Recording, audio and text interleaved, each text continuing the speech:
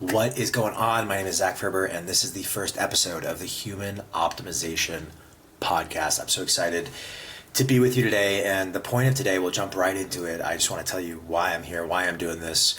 I'm really excited to start this series, and it's been something that's on my mind, so I'm excited to share with you kind of who I am, where I've come from, and what the goal is with this podcast. If you hear some noises in the background, welcome to my janky setup. I am currently coming from Buenos Aires, Argentina. I am in the middle of an area called Palermo, and this is where I've called home for the last couple of years. I've been jumping around and been able and fortunate enough to run and have a company that helps people reboot their lives, feel better, optimize hormones, defeat cortisol, really move through some big emotional blockages, and help them become healthier, better, more grounded versions of themselves. And I'm so excited to share that with you and share a little bit more about who I am and kind of lessons that I've learned getting here, because I have had quite a go of things, and it's taught me a lot. It really has. It has helped me to connect with others going through something similar, and it really has helped me to become a better and the best version of me possible. So, what the heck am I doing here talking to you? Why should you even listen to me? Well, we'll go way back to August 8th, 1994. It was a cold morning when I was pushed out. No, I'm just kidding. We're not going to go that far back. But I will tell you kind of a little bit of backstory about myself. I grew up in Southern California, Orange County area. I loved the beach growing up. I loved friends. I grew up pretty religious. We grew up Jewish, and we were kind of middle class for the most of my life, so we had a lot of fun stuff, a lot of toys. My dad worked in the auto industry, but if you know anything about California, you know anything about Orange County, we were not living in Newport Beach in the expensive mansion with all the toys. It was always I always think of like keeping up with the Joneses, right? It was always like a battle. And this pattern I saw from my father was you have to work hard, you have to almost kill yourself in order to make a living, in order to support a family, in order to be happy. You have to produce in order to be happy. This is the first time that pattern really showed up for me. I was watching my father do it, and I shouldn't say it almost kills you. It does kill you, right? That pattern of needing to produce and needing to be on all the time and not sleep and not take care of yourself. You see it so often with high performers and parents. They put everything on their kids. Their kids are their everything, but that makes them, right? It gives you nothing for you. If you have if you're pouring from an empty cup, you have nothing to pour, right? And so it shows up as this pattern of needing perfection from everything around you, having higher expectations, and yet falling short on your own. And you see so many people go through this production loop of needing to produce, and then they get to a point where they hit a snag in the road, and that victim mentality pops up, right? Because success shouldn't be easy. We shouldn't have things. We don't deserve them. We're not that person, right? Those are the stories that we tend to tell ourselves. And I definitely saw that mirrored to me from my father growing up. He was in the automotive industry, pretty cool. He worked for Aston Martin, Land Rover, Ford, Jaguar, all the big companies that were stationed in Los Angeles area before 2009 and the whole stock market crisis. He was the guy you called if you wanted a production vehicle ready for a movie, a show, anything like that. He was the guy who prepped all the cars for Fast and Furious. He prepped all the cars for James Bond 007. Not only did he prep the cars, right, but he would go out and select the car. They would pimp the car out, for lack of better words. He owned the transportation company. He owned the prep company to clean it and wash it. He owned part of like the stunt company, so he would help to staff the stunt doubles that would go into the car, and then the demolition company, because if you didn't know this, after these movies, they destroy the cars. It's absolutely mind-blowing that they do this, but they take those beautiful Aston Martins, those beautiful cars from all the different movies, and they go ahead and destroy them, right? And so he was in charge of every step along the way, and when business was good, business was good. I would say like the early 2000s, he was making it hand over fist, collecting cash. And he was a great entrepreneur. He knew exactly the different avenues that he needed to own to run these things, right? And so watching him growing up, he was working pretty much 24/7. He didn't trust. There was a big trust issue. That's the first time I saw this loop around hiring and delegating. He did not trust that other people would do things correctly, and that's what bit him in the butt, because he'd hire, try to figure it out, and then end up having to do it himself because that person wasn't. Honestly, it came down to him not prepping them, him not training them, him just having expectations that were up to here that nobody could fill, right? And so it was pretty eye-opening to watch him work that much. And in 2006 is when he ended up getting admitted to the emergency room from a random pain. And I remember it was Halloween 2006. We found out that he had non-Hodgkin's lymphoma, which is a form of blood cancer. And it's not a genetic form. There's no way you can just pick it up.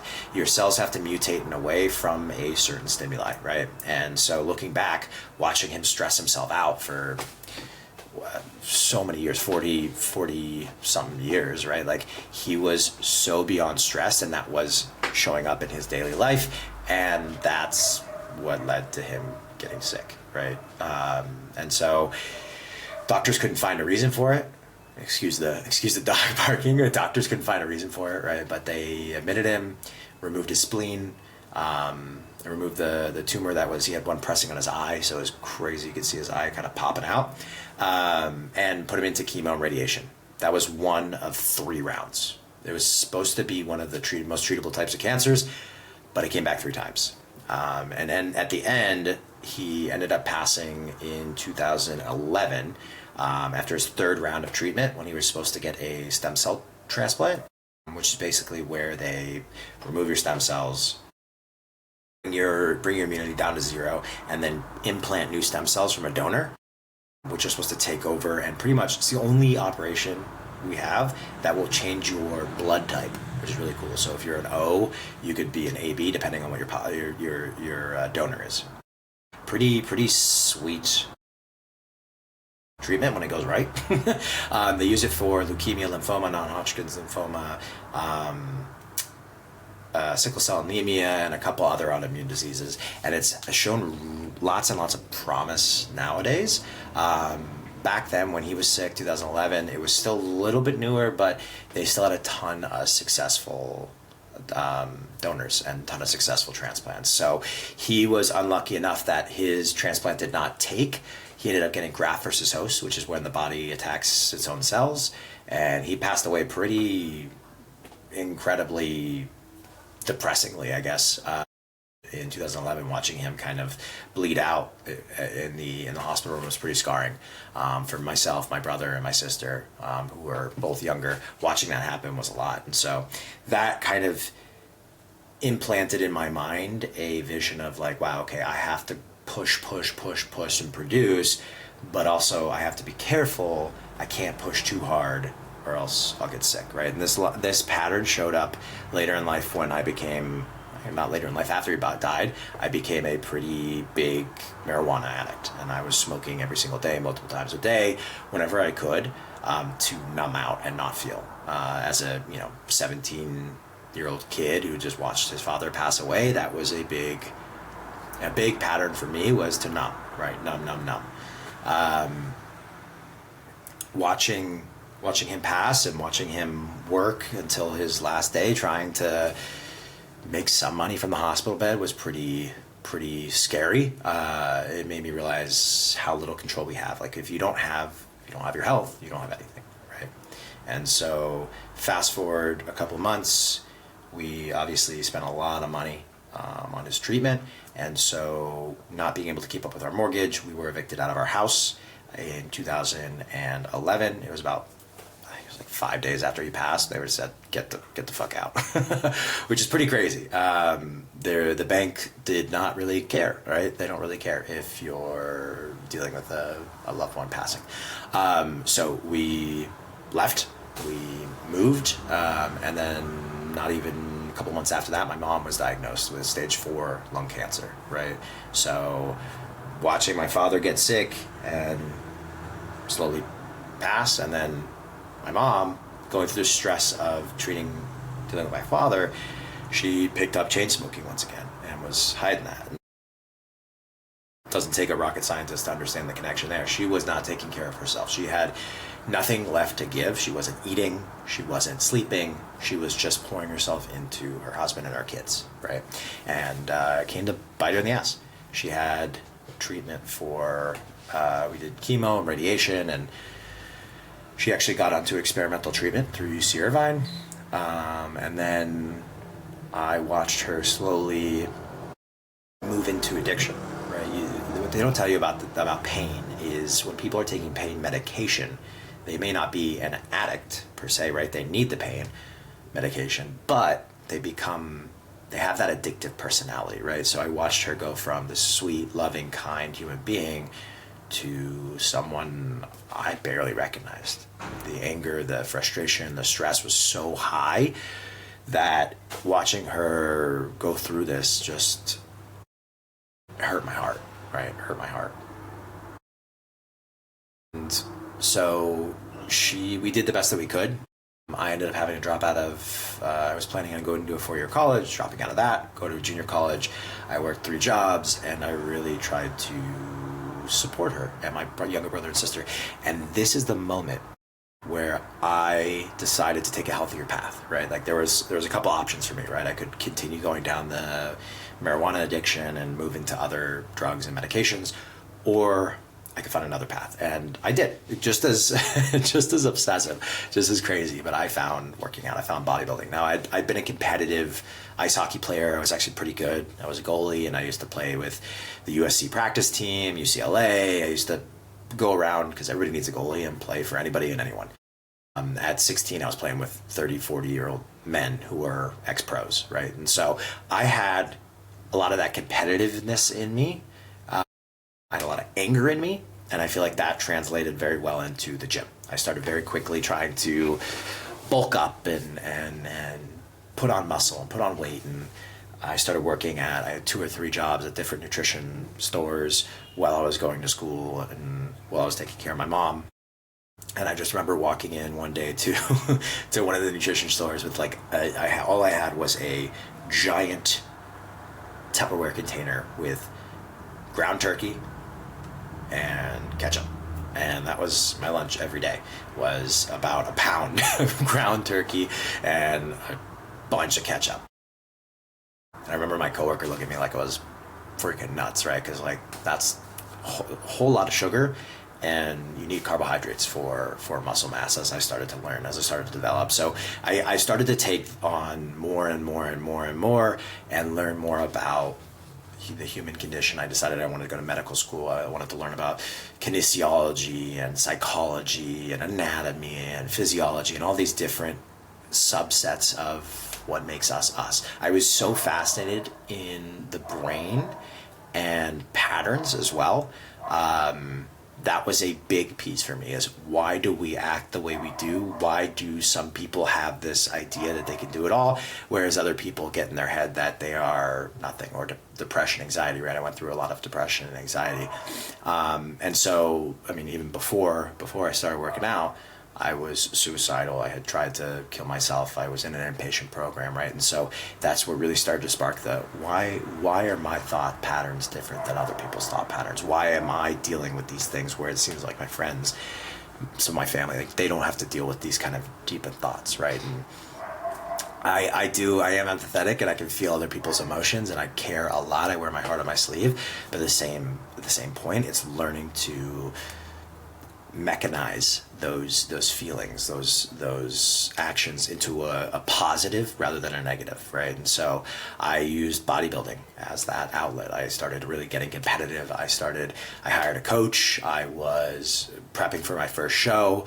I went from about 145 to around 210 in the span of like a year. So it was a long period of time.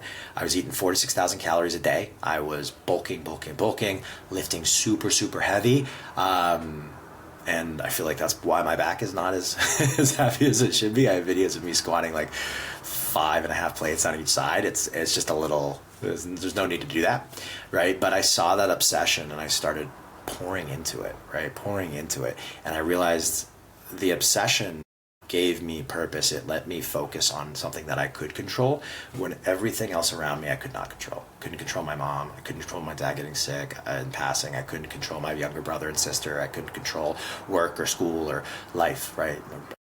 Girlfriends, we don't want to talk about that. That was a whole searching for love in the wrong place. That was a whole other story. But I knew I could control how I looked and how I felt. And I saw the weakened strength for my dad. I saw the weakened strength for my mom. And I knew I didn't want. My dad's dad was a competitive powerlifter growing up, and he used to work out with Arnold and some of those guys. And he really, I don't want to say enabled me, but he poured a lot of gas into the fire that was me doing this, me really taking this on, and me being excited about this new passion of mine, which was the human body, getting to my potential, building as much muscle as possible, being as healthy as possible, right? And that can teeter on unhealthy, right? When we're spending an hour and a half a day in the gym, plus 30, 45 minutes of cardio a day, plus counting every single calorie, it's exhausting. But what I loved, again, was the ability to measure inputs and outputs. I could understand if I ate this much, if I had this kind of meal timing, if I worked out this hard, this would be the result. And I did really well. First show, I placed third overall, and third in my class. So you get two different placements. I did men's physique. This was before classic physique, which I feel like I align with more now because I do work out legs. But men's physique was kind of the hot thing, right? The summer, you got the board shorts on, and I got absolutely shredded. I went from, on stage, I was 210, like I told you, at my peak, which I looked like a freaking roly-poly-oly. I looked so large and just full of water and carbs, and I remember mixing peanut butter and Nutella. I don't recommend that, but mixing it to hit my calorie goal. And then I went on stage at 147, 3 to 4% body fat. I was diced. I was shredded. And I remember the feeling of getting up on stage and looking out at the crowd and being so disappointed. I remember saying, wow, I worked a year and a half to be up here to look like this. For what? What, like I get a trophy and a sword or whatever, right? Like, no, it's not. What's the point of that? I felt nothing inside. And that's when I realized, wow, this was such an accomplishment to be able to say that I've done this. But bodybuilding and that world, just for someone who wants to give and change lives and give so much to people, it just wasn't for me, right? And so I did that show. I was lucky enough that my mom was able to be in attendance, which was beautiful to be. I have a picture of her with me in the trophy, and it was just such an amazing pleasure to just be able to share that with her and my coach. And I remember it being one of my the better memory, rather than being on stage and getting the medal, was actually being with her and having her there. She was walking around with her oxygen tank, but she was there. Very shortly after that, she ended up passing away. 3 years. She lasted 3 years, even though they gave her 3 months. And it was all because of this study that they did, this experimental study. And unfortunately, they pulled her from that because her test results were not showing enough improvement for it to be a statistical support of the medication. And I remember that conversation in the doctor's office of us sitting there and saying, yep, I know everything's good, but we're going to pull you from the med. Fortunately, it's just your numbers aren't looking good enough, and we want to make sure that this med gets pushed through, so we're going to take you off of it. Good luck. That was it. He walked out. It was a 5-minute visit. So I knew I wanted to change things from the inside. I wanted to become a doctor. I wanted to, my goal was cancer research, cancer support of cancer patients, and I ended up going to a college and getting my degree, and I got the opportunity to make some money right after college, with an organization called Be the Match, and it was at a college, at a hospital that my dad was treated at. So I was like, this is perfect. I can get patient hours for medical school. I can study for the MCAT, and I can help people. And what I did was I helped to match up for stem cell transplants. So there's genetic alleles that you look for to match, and you want people to be a 6 out of 6, 100% match in order to actually have them give stem cells.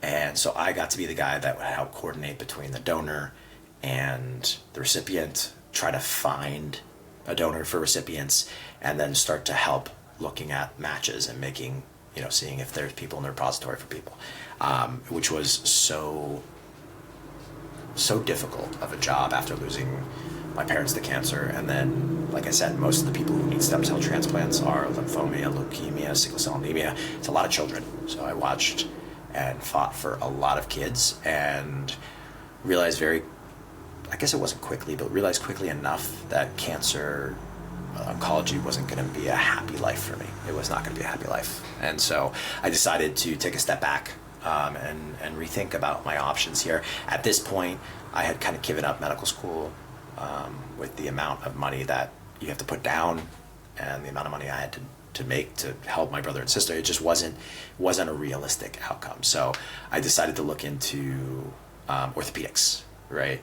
And I had trained people in the past. I had trained myself. I loved the body and movement, and had studied a lot about anatomy, physiology. I had an internship at a county morgue in college, right? And so slicing and dicing and fixing seemed really tangible and really fun and really cool. And so I went into the orthopedic world, and I ended up applying for a position where I would be in the operating room showing physicians how to use specific technology for their patients. And this was absolutely awesome. I got to run around and show doctors how to use things, and help them on complicated cases for specific scenarios that different instruments would be valuable. And it was such a different, the patient was asleep, right? Before I had been helping people that were awake. Now I would walk into the room. I didn't have attachment to the patient, but I knew that if I could help in some way in that surgical setting, very often I would get videos from my doc of after them walking around, or them being able to rotate and articulate their joints, and them being fully healed from what we did. And there was some crazy stuff. I remember getting calls. I was on call a lot. I'd get calls on a Sunday of a drunk driver, 18-year-old kid that we had to come in and redo the entire leg, tibia, fibula, and the femur, and do a rod and the whole thing. And it was hours and hours and hours, but to know that I could be there to help and impact was amazing. Such a fulfilling experience except the orthopedic space is filled with people who are just trying to make money. And that started to shine through the medical system. Before, I had seen the kind of depressing side of what patients go through. Now I got to see how the system's not set up for patient success. It's not set up financially for doctor success either. These companies would pay off doctors to use their equipment. These reps would steal other people's equipment or unsterilize it before the surgery so that the doctor had to use their equipment. And it was mind-blowing to watch. The frequency of this happening was insane. I would get a call all the time, "Hey Zach, your set has holes in it. We can't use it for the surgery." And so I was killing myself. This is the time that I really resonated with my dad, because I was killing myself. I would have to bring implants to surgical centers in the morning, go through a whole line of cases, pick them up, restock them, bring them to another surgical center. I was working from 4 or 5 in the morning till 10 to 1 a.m. It was going and going and going until I got my own territory. I got a huge upgrade in status, and I got to run a territory in Los Angeles after somebody else had left. And I very quickly realized that other person had soured all of the doctors. So they did not like the company I was working for. They did not like who I was. They felt like we were a revolving door of people. And how can you trust someone, right? They've had 4 or 5 of this person in the same scenario. So I busted my butt. I ran as many sets, cases, did as much as I could to try to win their graces, and realize that at a certain point, there's only so much you can do, right? If they're not going to be open to receiving help from me because of people in the past, that is something they've got to, like, there's no fixing that unless I stay and work it for years and years and years. And at that point, I had been helping some friends and family. I was still like training people on the side and helping people with blood work, and really enjoyed the optimization piece and the muscle building piece. And I was wondering how to fit those Lego blocks together, right?